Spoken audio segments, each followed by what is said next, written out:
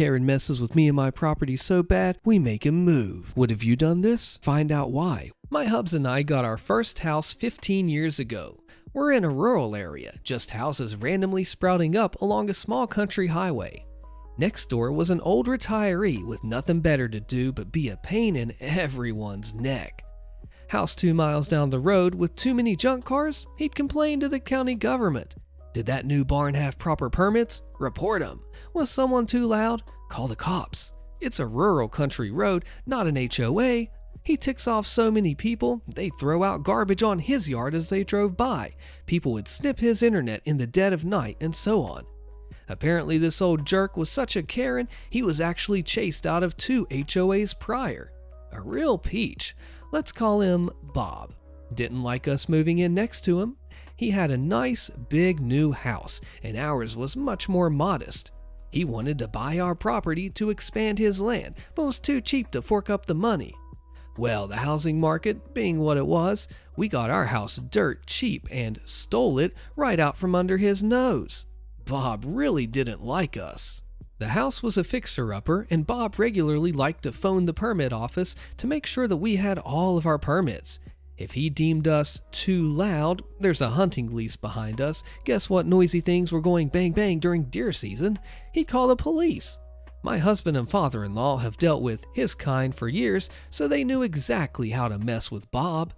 Working outside, they'd say stuff very loudly like, well, I can't wait to put up this second story on the house, and also, this pool will be so nice. Permit office would call us, cops would show up.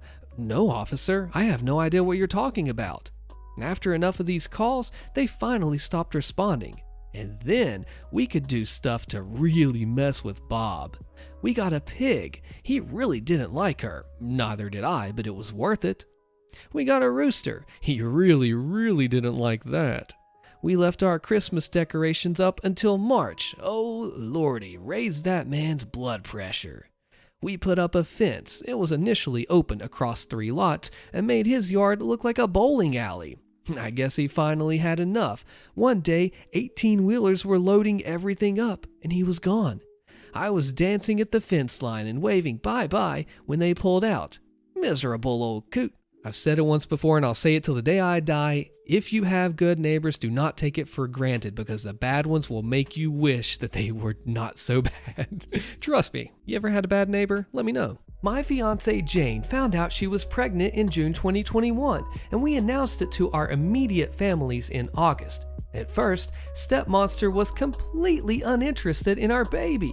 Not that I expected much from the woman whose reaction to our pregnancy announcement was to ask Jane if she was sure it was mine. Even my dad berated her for that one, but she barely seemed to acknowledge the fact that we were expecting. Instead, she was more interested in my stepbrother, who was also engaged and would give her beautiful grandbaby soon. No complaints. We didn't want her involved, and we didn't even have to say anything. Planning our baby shower was complicated.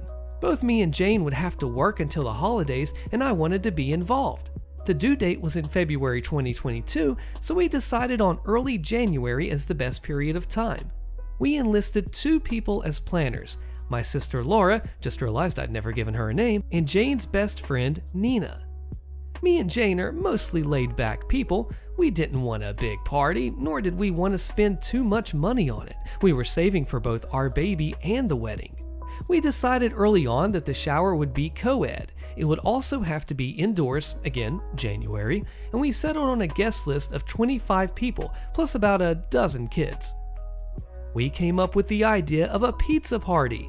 Me, Jane, and Luke, which is my brother-in-law and surrogate son, have had homemade pizza nights weekly since I moved in, and we thought it would be fun to incorporate that into the shower.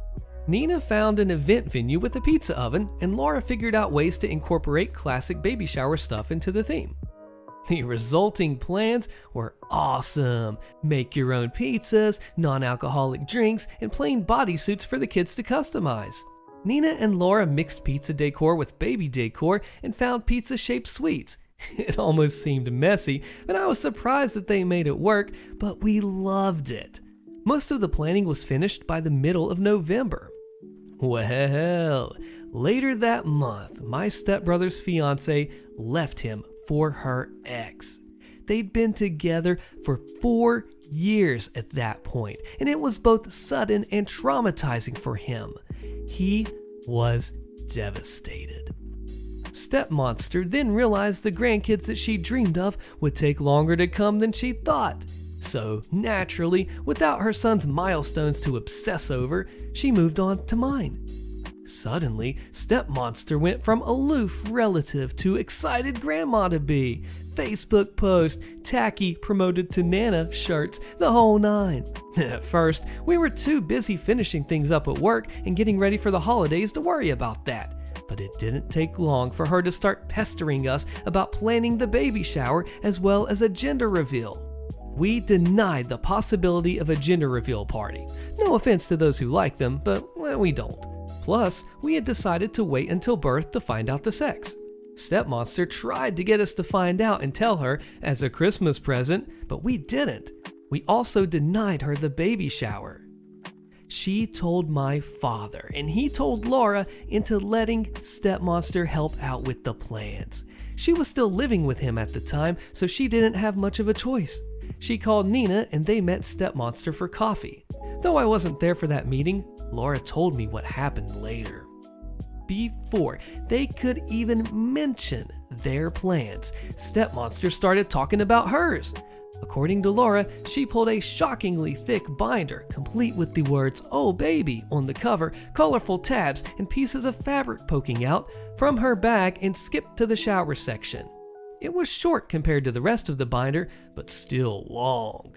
And it was all to describe her one and only baby shower project. Laura sent me pictures and, oh boy, I'll give her this. It looked like the most Instagrammable baby shower ever. That being said, it was also barely functional and obviously expensive. There were balloons and oversized teddy bears, giant alphabet blocks, and cringeworthy signs everywhere. Stepmonster was going for pretty over-cozy with uncomfortable chairs and some fancy food ideas that didn't look edible. Most of them had soft cheeses, which Jane couldn't eat. The color palette was just 3 different shades of pink with gold accents. We'd be fine with a pink baby shower if it at least tried to mix things up a little, but Stepmonster's pictures looked like Barbie had puked all over Hello Kitty's birthday party. When Nina tried to remind her that we didn't know the sex, Stepmonster said that she just knew it was a girl. Spoiler alert, it wasn't. Stepmonster also wanted an all-female, child-free party with fancy caterers and alcohol. She had written down a guest suggestion list containing some of her closest friends, and neither mine nor Jane's moms were on it. And planned party games that nobody had any interest in trying out. Basically, the only thing everyone could agree on was to hold the party indoors. Laura and Nina weren't given an opportunity to show her their plans until she was done. Once they could, they explained that while they could find a way to incorporate some of Stepmonster's ideas, they'd already settled on the pizza theme. She tried to protest, but Laura stated that it was kind of them to even offer that, as the shower was a month away and we'd already greenlit their plans. Stepmonster even called me to try to get them to change their minds, but I just repeated their words. My dad had found out that he couldn't come to the shower, so he didn't get a say in anything anymore. The holidays came around, and the subject was dropped. Stepmonster seemed to be okay with the pizza party. Nina managed to pair some of the pink decor she'd wanted with matching blue stuff and even added one of the huge teddy bears. Fast forward to a week before the shower. Jane was almost 8 months pregnant.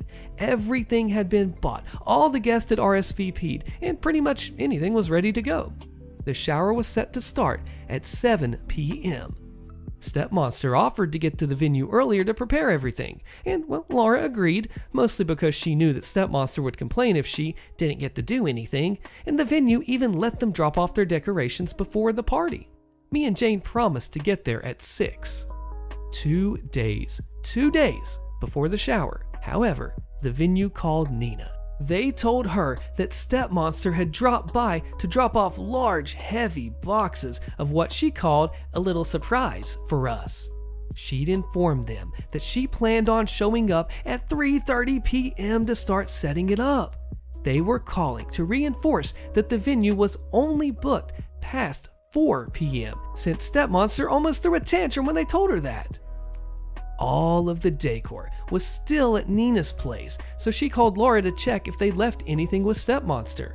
Thankfully, my sister is both smart and used to this crap, so she drove to the venue the next day and asked to see Stepmonster's boxes. She told me she wasn't even surprised at its contents when she opened them, but was still shocked at Stepmonster's audacity. All of the boxes were filled with pink, frilly decorations. Some of them seemed to be the exact same items that Stepmonster had initially shown Laura and Nina. The signs, the balloons, the placemats, everything. Laura realized that's why Stepmonster intended to get to the venue earlier, to set up the baby shower she'd planned and pretty much force us all to party and Barbie heck with her. She called Nina to figure out what to do. Neither of them could come at 4 p.m., so it was almost inevitable for Stepmonster to get her way. The most obvious solution they came up with was to throw everything away. But Laura had a better idea. That night, they called me and Jane. "Hey, want to destroy a party in 2 hours?" Laura got home and invited Stepmonster to go to a salon with her, lying about having coupons. She agreed, and they planned on going right after Stepmonster was done preparing the baby shower. At 4 p.m. the next day, Stepmonster got to the venue. She was done setting things up by 5, and I'll admit the woman is fast, and quickly left to meet Laura at the salon. Once they were together, Laura texted Nina that the coast was clear. At that, me, Jane, and Nina went to the venue. Sure enough, Stepmonster had prepared her party. To make this shorter, I won't describe it, but I will say it was so pink that it almost gave Jane nausea. For the next 2 hours, Laura distracted Stepmonster at the salon while the three of us quickly took down every piece of decor Stepmonster had put up and replaced it with the pizza party stuff. We set up the activities, made up the tables, and put every pink item we found back in Stepmonster's boxes. It was actually really fun. We were done only minutes before the shower started.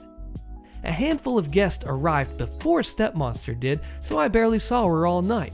Laura told me that when they got there, Stepmonster's jaw dropped as she tried to make sense of what had happened to all her pink decor.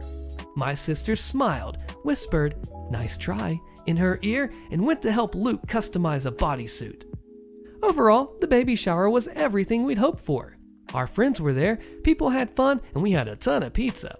So I didn't really care that Stepmonster spent the whole party literally sulking in the corner.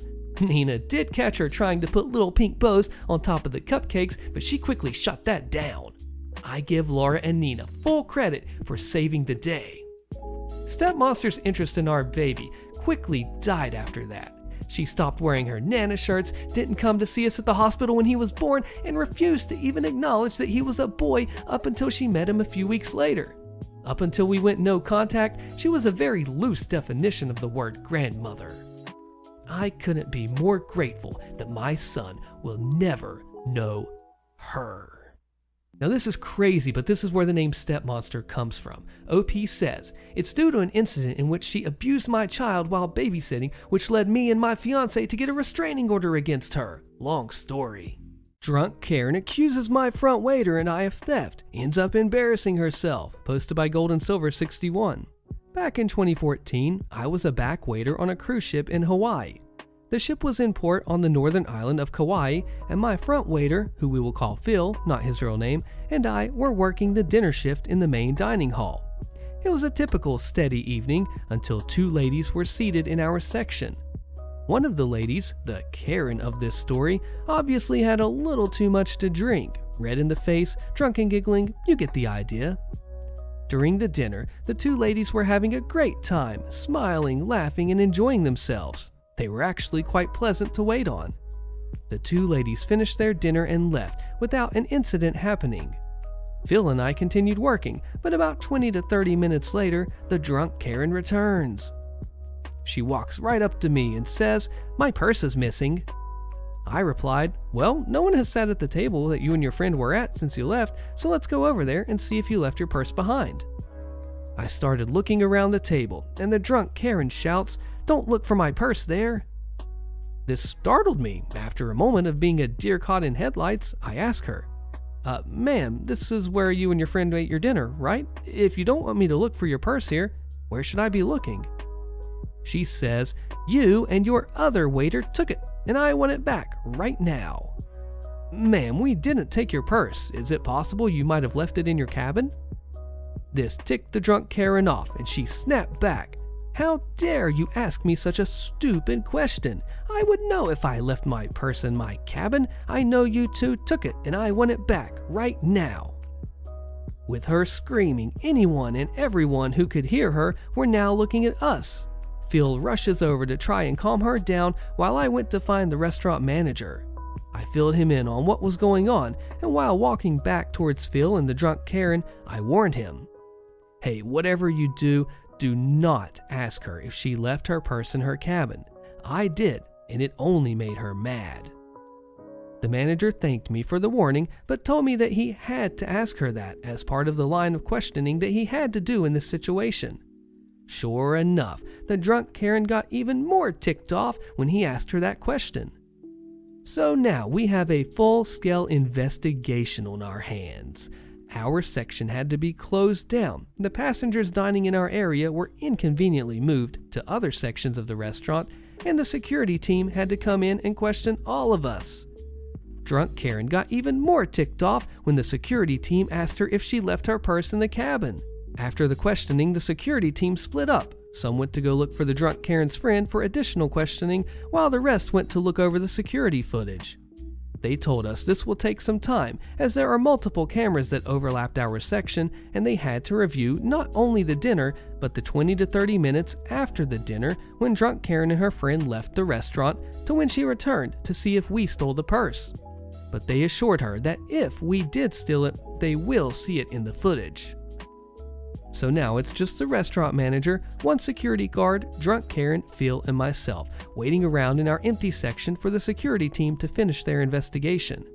The manager and security officer did a good job keeping drunk Karen calm for a while, but she eventually lost her patience and screamed, "Why is this taking so long? I know those two stole my purse, and I want it back right now. If you delay any longer, I will call the cops, have them come on board to arrest those two, and I will sue this cruise line." Upon hearing this, Phil had enough, and he started yelling back at drunk Karen.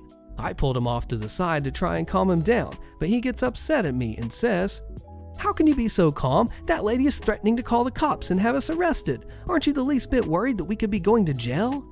"Why should we be worried?" I replied. "We didn't steal her purse. The security team will verify this when they finish looking over the security footage. The purse will be found somewhere and everything will be fine, so we have nothing to worry about." This did little to no good calming Phil down, so I decided to change my tactics and said in jest, "Think of it this way. We're both still on the clock. We're getting paid right now to stand around and do nothing while we wait for the security team to finish their investigation. Think of it like we're getting an extra paid break during what would otherwise be a standard busy dinner shift." Phil did not find this amusing, and he yelled back, "Why aren't you taking this seriously? We could be going to jail and you're making jokes. Don't you have any pride? Where's your integrity?" So Phil's yelling at me, drunk Karen is yelling at us, and Phil is yelling back at the drunk Karen. Things were getting out of hand. Fortunately, a short while later, drunk Karen's friend walks back into the restaurant with the missing purse. When asked where she found the purse, you've probably guessed it by now. It was in drunk Karen's cabin the whole time. I didn't think drunk Karen's face could get any more red from the booze she drank and from how angry she was, but she turned 3 shades of red darker from sheer embarrassment. She snatched the purse from her friend's hands and ran out of the restaurant.